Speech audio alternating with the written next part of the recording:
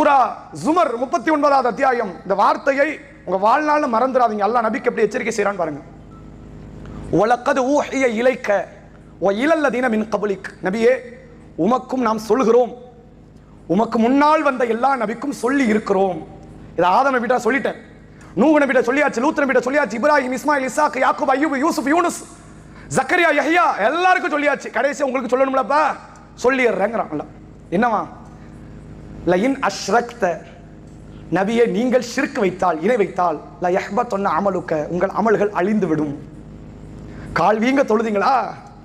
இன்னைக்கு என்னம்மா வீட்டில் சாப்பாடு இல்லையா, இன்னைக்கு நோன்பு அப்படிலாம் வச்சிங்களா? கையில 10 பைசா இல்லாம எல்லாத்துக்கும் ஏழைக்கு தூக்கி கொடுத்தீங்களா?